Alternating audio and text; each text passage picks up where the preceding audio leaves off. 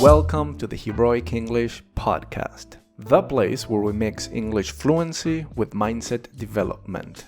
If you want to speak English fluently, you need to work on some specific skills. But if you also work on having a positive and growth-oriented mindset, you'll improve even more. On the Heroic English Podcast, we explore some of the most important concepts in self-development, chat about them while relating them to English, and find ways to put them into practice. Your English gets better and you get better. We're more than just a podcast, we're a vibrant community of passionate English speakers, not just learning the language, but also living it.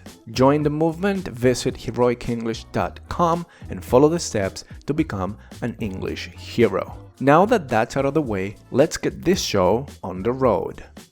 Hey there, English hero. Welcome to another episode of the Heroic English Podcast. I'm Max, your host, and my intro message for you today is, I'm sure that you've already heard about the term IQ, and possibly also about this other similar term, EQ. So these are intelligence quotient, and EQ stands for emotional quotient.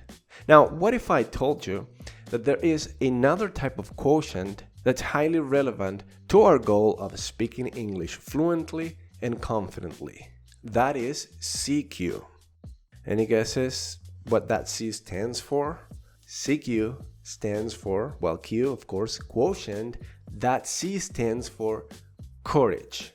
So this podcast is all about the Courage Quotient. As speakers of English as our second language, we face a lot of challenges that push us out of our comfort zone. Once we are out of our comfort zone, we have two options. We either stay in that zone and take action and grow, or we go back into our comfort zone. There are always two options. We either step forward into growth, or we step backwards into safety. There are always two options. We determine whether we embrace courage and become a hero in our English fluency journey, or we allow fear to control us and we decide to become a victim in this English fluency adventure. And you don't want that. This podcast is all about how you can channel that inner superhero of yours and move towards your most fluent, confident, and capable self. So before we get into the show, I want you to take a moment and reflect on the following question. What are 3 things involving English that scare you? So I want you to get clear on that, because that way you can get involved in the conversation with the English heroes in this podcast, and you may be able to relate more to them once you know the answer to that question. If you're on YouTube, feel free to leave a comment down in the comment section below. And if you're listening to this, you can shoot me an email with your answer at max@maxenglishcoach.com, and I might be able to help you. Now, buckle up, because you're going to discover a whole set of new perspectives about courage and the important role it plays in your English fluency development journey. What's something in English that makes you feel afraid or hesitant to do? The sentence structure in English and in my language is totally different. Whenever I speak in English, I'm always confusing. So that makes me to be afraid of making mistakes. And also, I have a tendency to be perfect in grammar. I hate grammar mistakes. So that's why I'm so hesitating in speaking. That's a common fear, the fear of making mistakes. That's classic. Yeah, so I had a lot of experience. I had a lot of ups and downs in English, and one of them is public speaking. I have been on the stage multiple times, and I remember the first time it was like really horrible. I didn't do very well, because when I saw the stage, it was like super scary to me. I hate talking to strangers when I was young, so it was kind of difficult to me. But now it is really easy. I can talk to the public very easily, and I don't get scared as I used to do. All right, so those are two regular awesome English heroes, Ji-hyun from Korea and Ryan from Algeria. What Ji-hyun shared in the first clip about her fears of making mistakes, and I think one of the possible antidotes to that is shifting your mindset from a apologetic and a I'm embarrassed and I'm ashamed because I made a mistake, because I confused his with her, for example, instead of kind of like going, oh, I just made a mistake, how embarrassing. Start to adopt a more unapologetic mindset. Change that inner dialogue from, oh, I just made a mistake, how embarrassing, I'm embarrassed, sorry for my bad English, to something more like, I just made a mistake and so what? Continue with your idea. You can go back and sort of like amend the mistake, but don't give in to this tendency that we have to say sorry, to feel ashamed. I get it though, it can be tricky because you don't want to completely disregard that mistake as something that, okay, you're gonna make and who cares, and not really take it as an opportunity to learn. So you have to strike that balance there, right? And then Ryan shared his fear for public speaking, which is something we can all relate to, right? Public speaking is hard in our first language, let alone in our second language. And so this concept of the courage quotient is all about the dynamic relationship between two elements.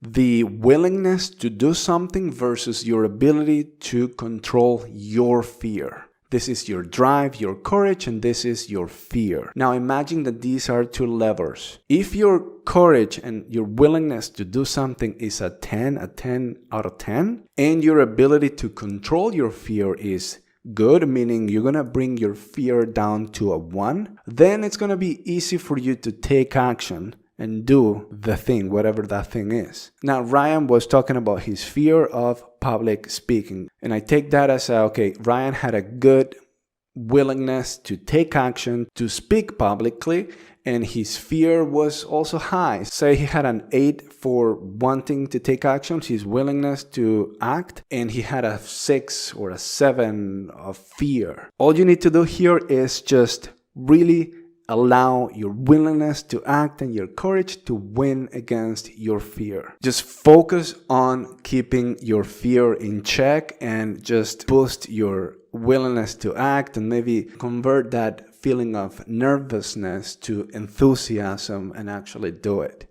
And one of the weirdest feelings that you can have as an English learner, or I think this also happens in many walks of life, is when you have a 10 of courage and a 10 of willingness to do something and a 10 of fear. I actually kind of appreciate when this happens, and to me this sounds as a person that is highly passionate about that, about doing whatever that is that they have a high willingness to do, but they also have this fear.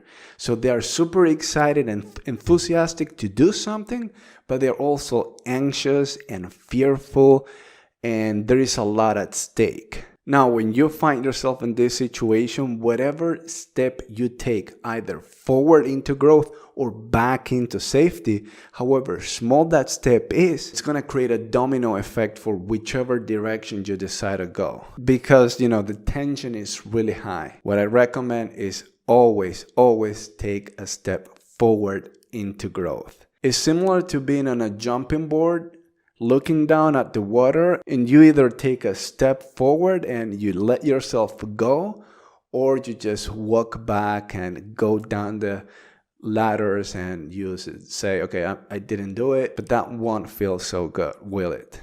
Just close your eyes and jump off. It's gonna be fine.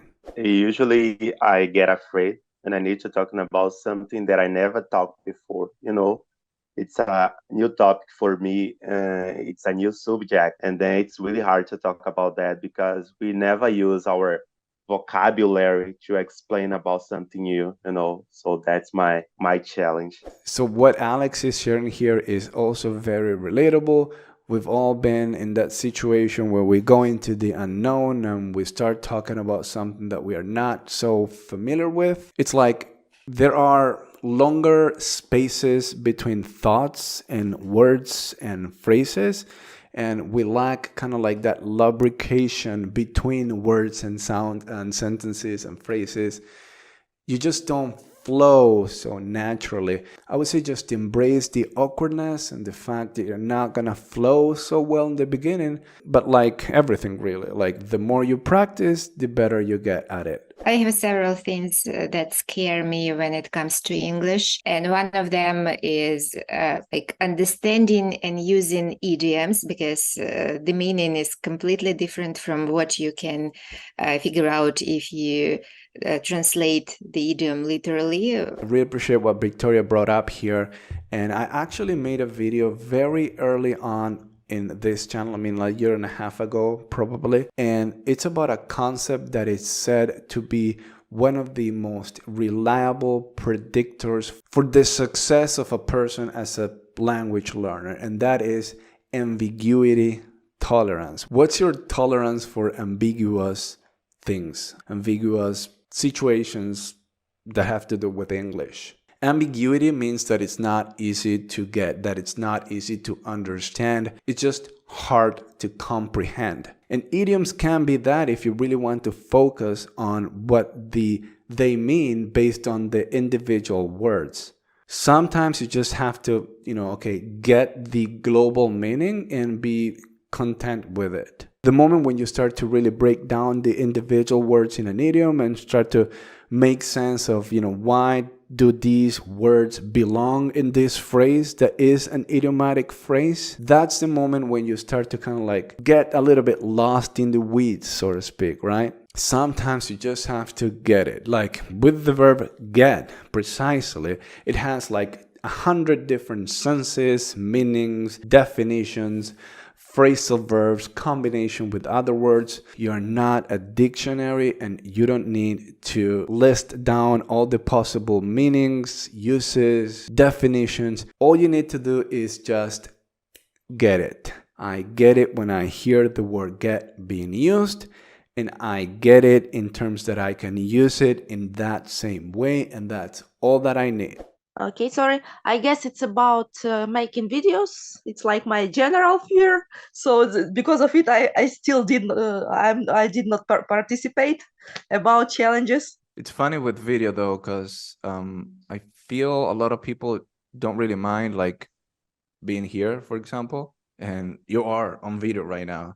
But when you actually have to, on your own, hit record, make a video, it's like you start to overthink it too much, and then you say, I'm not gonna be doing this now. I always have a little stress because in this country everyone speaks English, and I speak English with the people when I go to the gym or to the supermarket, and it's a little scary for me because I have the afraid to make a mistake. I understand that, like, given your situation living in an English-speaking country, your challenges are probably like, they come up more often and are different, right, than for a lot of us who are not living in an English-speaking country. So yeah, that makes sense. Between marks, can I ask you from your own experience, when you just start your English journey, did they mention your mistakes or blamed you, or they support you? I would say it's been always a mix. Well, not so much now, since people usually say, okay, your English is good, but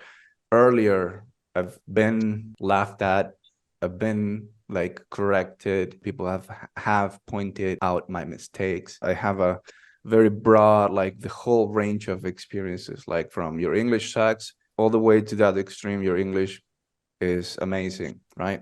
I'm actually happy now that I can say that I've experienced being in those situations, because now I can talk about it. I can actually relate to someone that is currently going through the same thing, especially like, okay, I feel a bit insecure about my English. I'm scared about doing this and that and that. And well, today's conversation is a little bit about that. Well, it's not so much about fear. It is more about courage, kind of like the other face of fear, right? Currently, I'm struggling to speak in English, to feel comfortable, to feel confidence speaking, because people here usually speak with linking words, idioms, or sometimes I don't understand. That's when I get scared. Now, I really, really appreciate what Miguel brought up here because this allows us to consider the topic of courage in a deeper way, right? Because sometimes it just goes beyond your willingness to do and your fears of doing. Sometimes we have to consider what your skill set is. Because if your skill set, your ability to produce English, your ability to understand English, and your understanding of the mechanics of the language is low, it doesn't matter if you have courage or not, you're not gonna be able to perform well. Just imagine someone with very, very basic English, poor English, and that person didn't have any fear and had high courage. That person would not really be efficient in any communication that they wanted to do. They would come across as just not concerned about making any progress. No one would really take them seriously. But when you are focused on boosting your willingness to act, your courage, while bringing down your fear, and while at the same time leveling up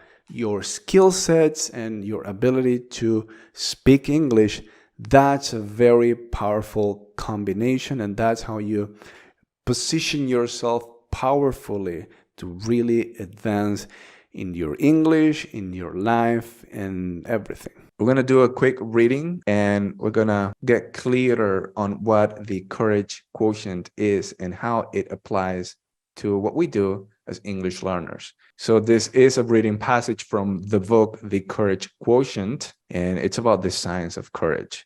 The definition of courage is the heart of the courage quotient. Courage contains two primary internal elements: the willingness to act and the ability to control fear. To have these two parameters, let's say, if your willingness to act is 10 and you can drive your fear down to 1, you'd have a courage quotient of 10. If, on the other hand, your willingness to act was 1 and your fear was a 10, you'd have a courage quotient of 1 out of 10, or like 1/10 of, courage quotient. Impressions, first reactions to the learnings. And what impresses me that the value of those two criteria is different. Yeah.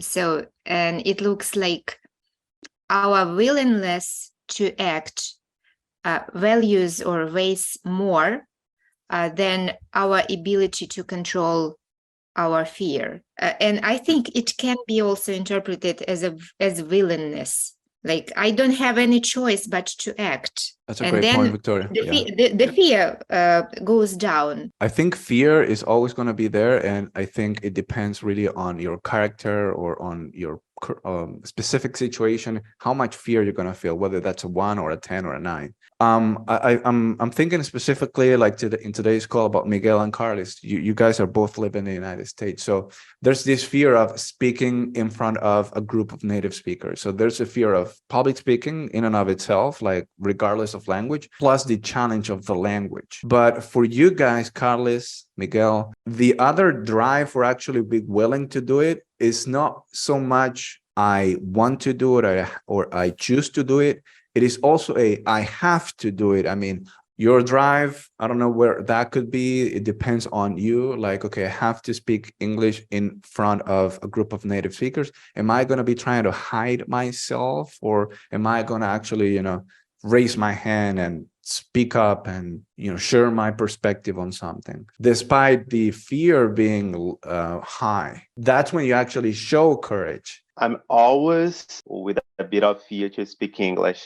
Always. When I talk to strangers, whatever situation, I'm always with a little fear of speaking English, But even so, because of my ability to speak, everything that I've learned, that I'm aware about, I try to put into practice. And that helped me to overcome the fear of speaking English. The more we learn about something, the more ability we develop doing something, less fear we have.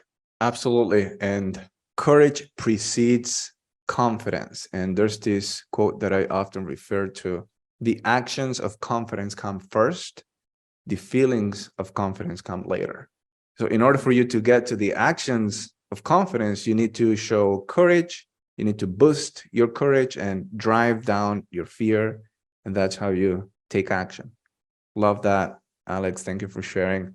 Ryan, your thoughts? Yeah, so I have a friend that speaks great English, and yeah, he learned it before me. So when I started learning it, I always made a few errors, and then he corrected me, and everybody was telling me, Ryan, are you scared? Are you shy? Are you embarrassed because you screw up all the time? But I tell them no, because everybody learns from their faults and their errors, and it's very important to take action and to assume your responsibility, to learn, to thrive, to have the right mindset. So yeah, thank you for listening. When I'm talking with my colleagues, I have not a lot of problems. My problem is when I need to talk about a different topic of my job.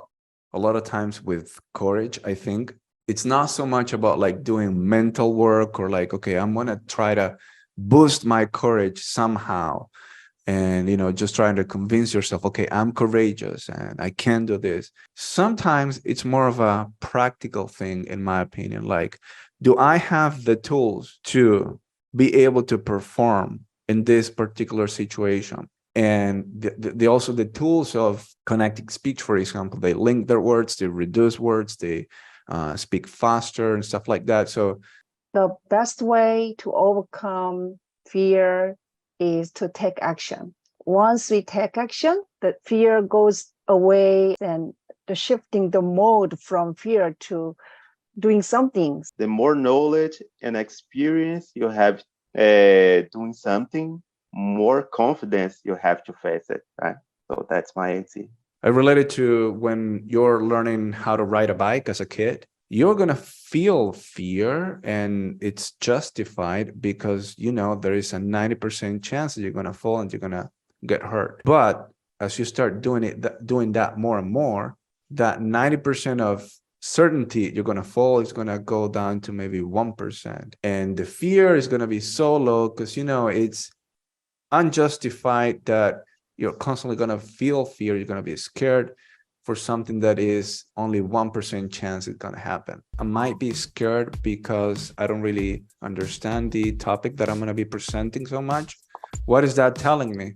How can I actually find that feeling of fear helpful? Well, it's going to indicate that I need to learn more about what I want to talk about, right? If I just go in there without having much knowledge about that, then I'm not going to be courageous. I'm going to be more of like irresponsible or careless. So that was a great conversation. Thank you to all the English heroes that came today and that have been coming to the Heroic English meetups. And better conversations are still to come. Like next week, we are going to discuss the unique set of strengths that each one of us have and how that can help us empower us on our fluency journey. If you'd like to join us next week or whenever, go to heroicenglish.com, sign up there, it's free, and let's do this. So now I'll take a moment to kind of like outline the basic ideas and takeaways from this video. So this fantastic group of English heroes, they shared about their fears, and I want you to take a moment and what are your top 5 fears that you have when it comes to speaking English and living your English fully. Now consider that together with your willingness to actually take action despite of these fears. Can this willingness to take action outshine your fear, and can you control these fears? Think about that, and also think that courage precedes confidence. If you want to speak English confidently, you need to first take courageous action. Go ahead and boost that willingness to act, because as the saying goes, where there's a will, there's a way. And that brings us to an end. I hope that you enjoyed this episode on the Courage Quotient, and thank you so much for joining us on the Heroic English podcast. If you found value in this episode, kindly consider giving our podcast a 5-star rating on platforms like Spotify, Apple Podcast, iHeartRadio, Deezer, or wherever you're listening. Your support means a lot. Right, English heroes, keep learning, keep growing, keep living your English, and until next time.